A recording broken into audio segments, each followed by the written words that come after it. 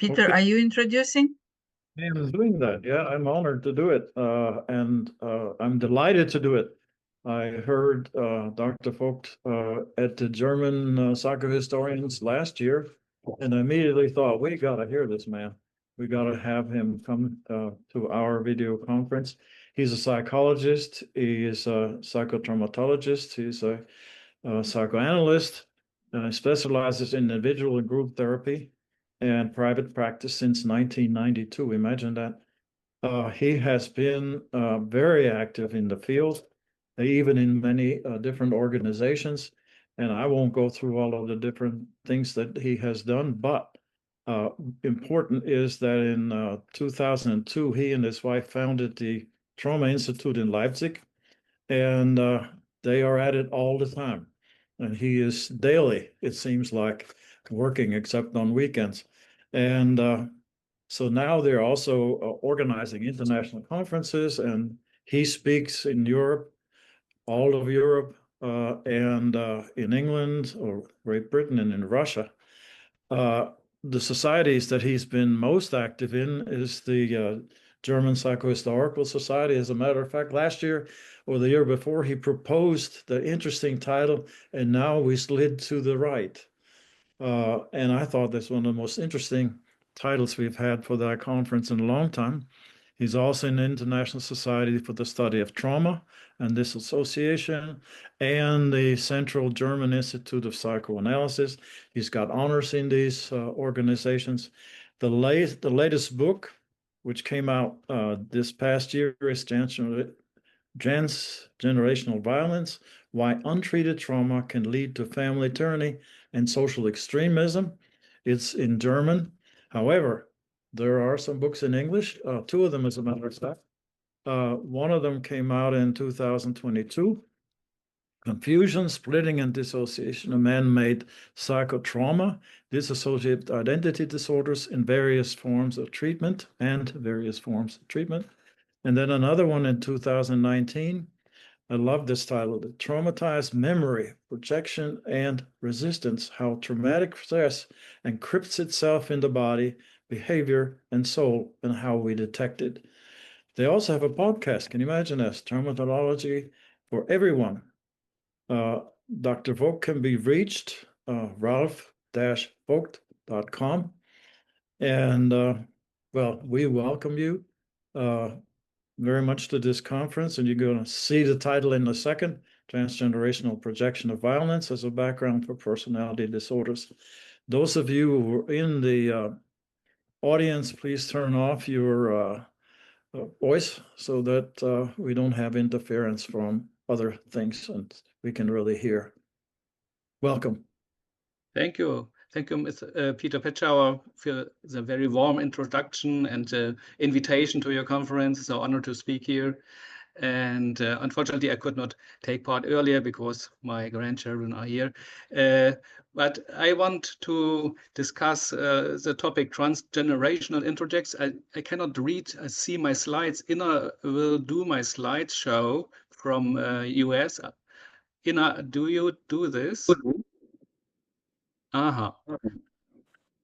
Is everybody able to see the slide? Yes? Okay. Yes. Yes. Yeah, Yes. Then we can start.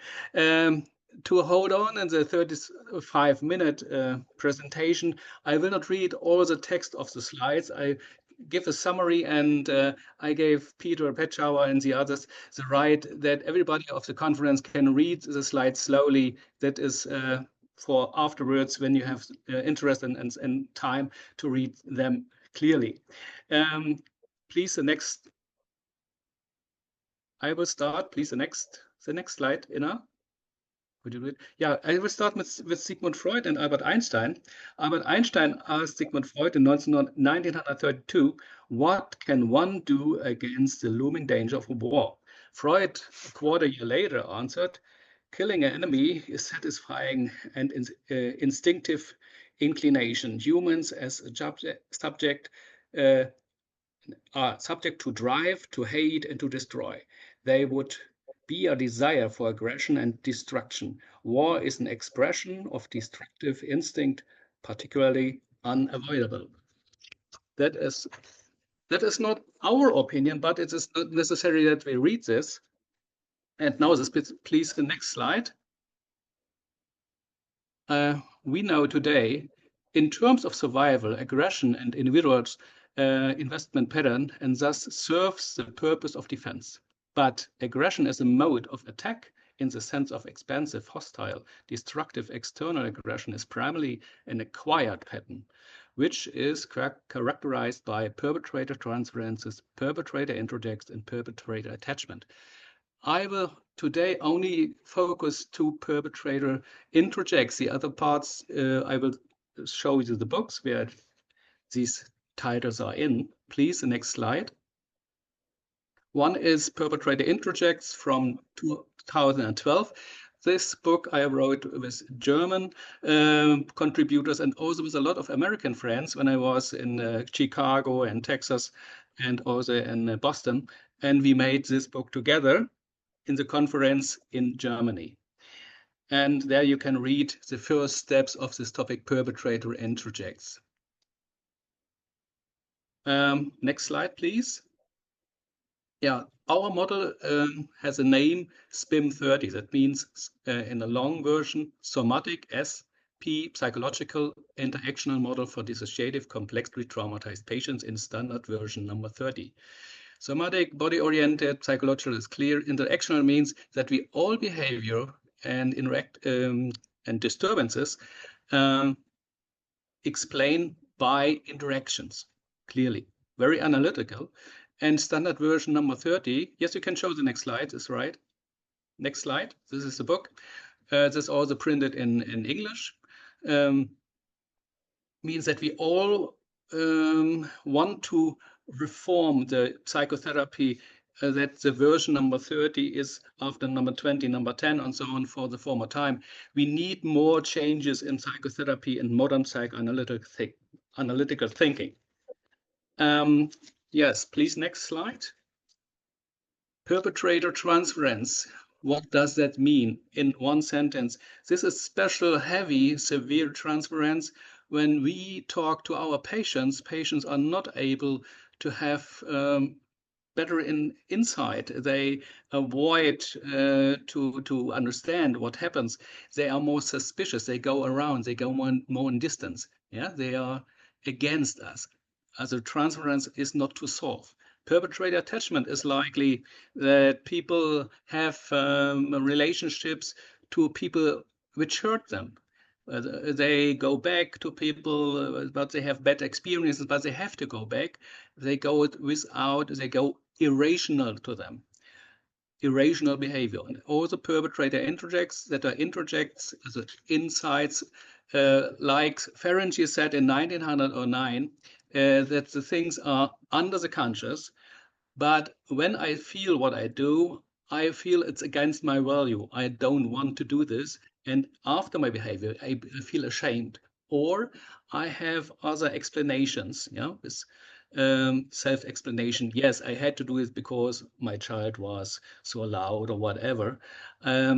Or I have no access to my introject behavior, and I can, in the moment, be not clear, in my feeling, not responsible for that, what happened.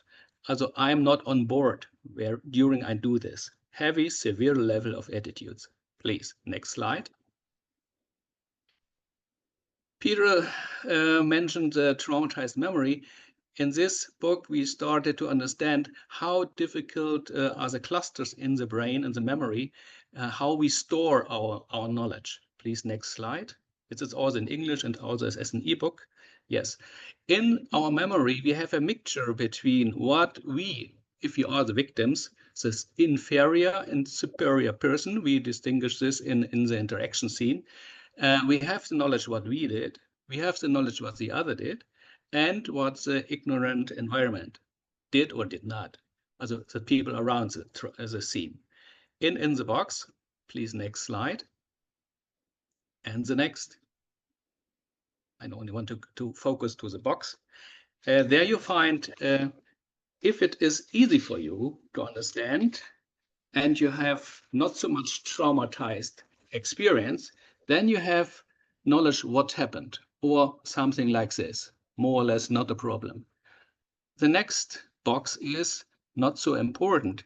There are things you don't want to believe it, or it's nearly impossible. Therefore, it's not easy to memorize or not easy to remember. Also not in psychotherapy. That is very often in our work. And you have a box, we call it split and regression. They are existential things with shame, guilt, and a big level of anxiety, life-threatening high anxiety, near-death experience. This is mostly dissociated. We have no access, but we have only the behavior. We have psychosomatic pain or we have other problems. This box is typical for the highly traumatized people, and we need more body-oriented work and other analytical techniques to work with such patients. Next slide, please. Yes. Next. Yes, in our investigation, we started our investigations 2002, and the first results we had in 2004, and every 2 years we have another investigation in our institute.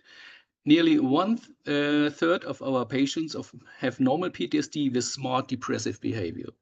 The other third, complexly traumatized people, have depressive surface, victim attachment, and psychological pressures, and so on. And one-third has the aggressive surface, the special problematic behavior like perpetrator introject. Next slide, please. Where does it come from? All kind of transgressive behavior, cumulative aggressive impact, or violent impact of all kinds, verbal, physical, sexual, blueprints of experienced interactions, copies of perpetrator behavior, conditioned outcome of daily pressure, unconscious behavior of observed interactions, movies or PlayStations, games, and so on, bullying and emotional blackmailing, depressive suicidal caregivers or weak, addictive persons, whatever, and coercive interactions. All things are responsible for perpetrator introjects. Please, next slide.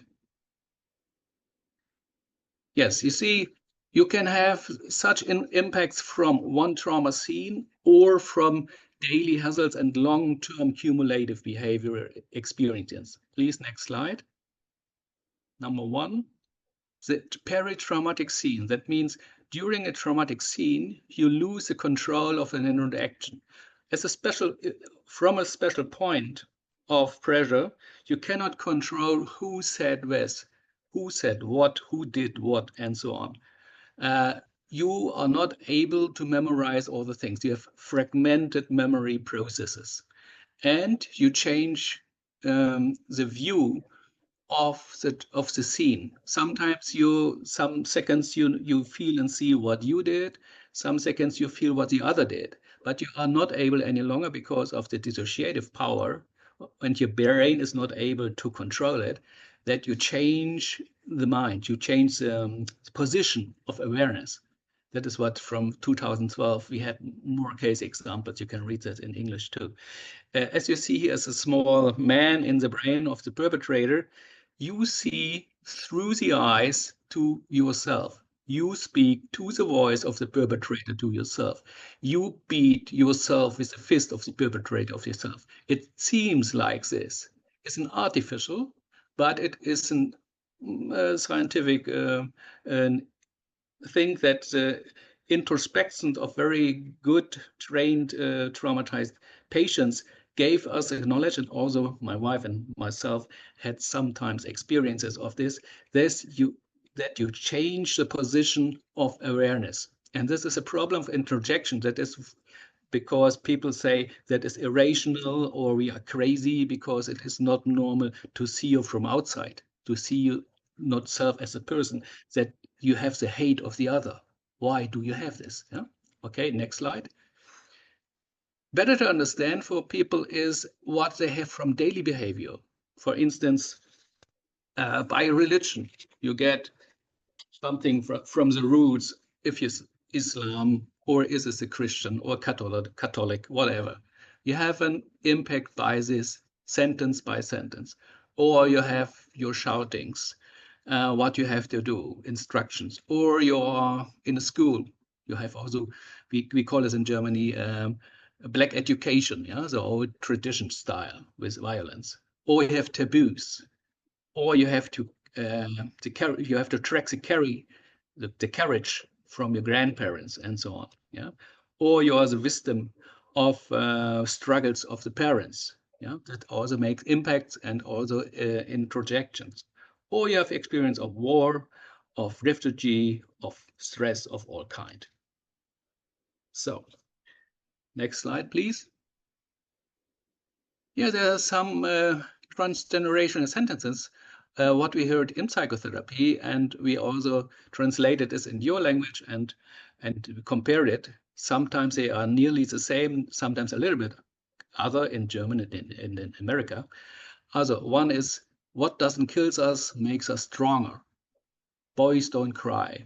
Anyone who isn't for us is against us. You have to rule with an iron fist. We should have made a short work for the moronic losers and traitors. Crying babies strengthens the lungs.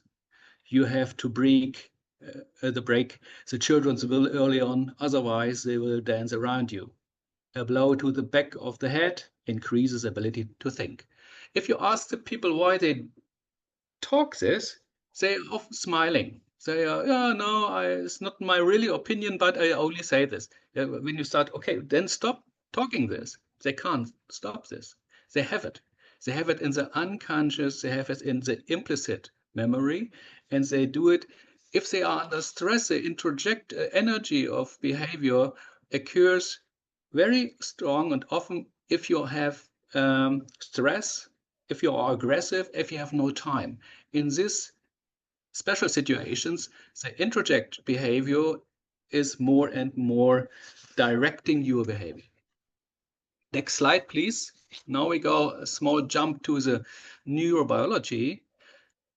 The mirror neuron theory says if you watch a special behavior, then you are able to do it because during your watching what the other does, you have the same memorizing process in your mind. Also, here you see in the picture, the fathers open the door and the children, which are looking to him, are able to do it without doing it themselves. Yeah? Only one time watch and then they can do it. Please, next slide. The problem is in the case of aggression. If you see the father is beating, for instance, the dog, you can feel, oh, from the victim position, the next time I am the dog. When he will beat me, what does it mean? Oh, be careful. The father is very aggressive. He is strong. Don't make jokes about him. That could have bad follow. Okay, next slide. Or you have the position, the dog deserves it. Yes, the father does it right. When I have a stick or have a dog later on or have what I think or an animal, I can do it like my father. Yes, this is perpetrator identification. The other is perpetrator introjection from the victim point. Both are a problem, A or B, whatever. Next, please. You are also able to have neuron effects by hearing something. If you hear, for instance, your mom tells you a story that she is riding a horse, of course, you feel it right and you have a dream. Yes, I also want to ride on a horse. And you see in your mind that you have a horse and you are riding through the countryside, whatever. Next slide. The problem is the same. From the victim perspective, if you hear that your mother got a beating, for instance, by a soldier, you feel you got the beating. You have the mirror neuron effect that you have all things in your mind and you feel you got it, more or less. That is an over-identification for this. Attachment, important, attachment person. Next slide. There's also possible that you have distance to the mom or to the person who tells you a bad story, and you can think, oh, she deserved it. Yes. If I have the power like a soldier or the power of a woman or the power over anybody, I could do this. Yes, they are anxiety. They are not able to fight against you. Yes, this is real power. So this is also happening introjection by listening. Thank you. Next. More about this you can read about in the book Confusion, Splitting, Shame, and Guilt in Man-Made Psychic Traumas. Okay, please next. Yes, next. Now we come to the very important pictures, and I hope that in 7 minutes I can explain it. The idea is how the war and aggressive behaviors come and again over generations. How a war could come again and again by talking and by experience by your parents and so on in the second, third, and fourth generation. You see in the slides sometimes the title Generation 1 or the phase number 1. In Germany, we had between World War I and World War II, 1 generation, 20 years. That means in a very short time, the bad thing happened again because the World War I trauma was not copied by the others or by all people. And it was a very strong situation in a country who was destroyed, and they were not against the Treaty of Versailles. And so sometimes the political situation was so terrible, and the 1929, the Black Friday of the economic disaster. This was the Beschleunigung. This word is not here in the moment. That was not easy to cope with this. This was in 1 generation. They did the same again. Normally, now between World War II and today, we have 4 generations, and we have today nearly the same problems in the political and in the family history. So I want to explain it in picture 1. The psychotrauma is to copy by cognition, emotion, body, and social things. More or less, we distinguish especially problems of depressive and aggressive behavior, memory gap versus flashbacks, or active disorders, anxious versus aggressive, choleric, like emotion, hyperarousal or hypoarousal, hostile, mistrustful attitudes versus disappointed, retreats, and so on. If this could not copy by, please next slide, then we have the cognition burst in excessive demands or control compulsions. The emotions go to sensitive vulnerabilities or to suicidal tendencies or choleric conflict intolerance. The body part goes into psychosomatic coping or physical self-exploitation. And the social dimension goes into social withdrawal or organization with fighting groups. Okay, next slide, please. We are about at the end of your talking time. This is the end. Okay, then we show only the picture number 4. Picture 4, please, in the end. This is the teapot. The next. No, this is the last. Okay, this is a German book, Transgenerational Violence. Okay, in the end, picture 4 is not available for the moment.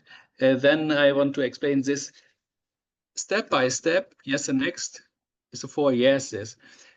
All the conditions with depressive behavior and aggression behavior come with an elite on the top and the special social situation like the fire and the community who needs a leadership into a new situation which repeats the problems of the past.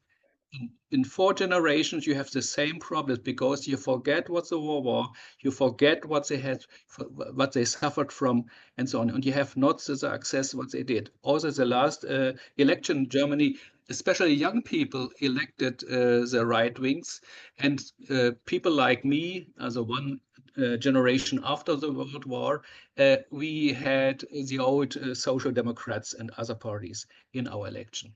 So that I wanted to explain in the short time, that if you don't look to the introject theory, the introject genesis, then step by step you repeat the mistakes of the past.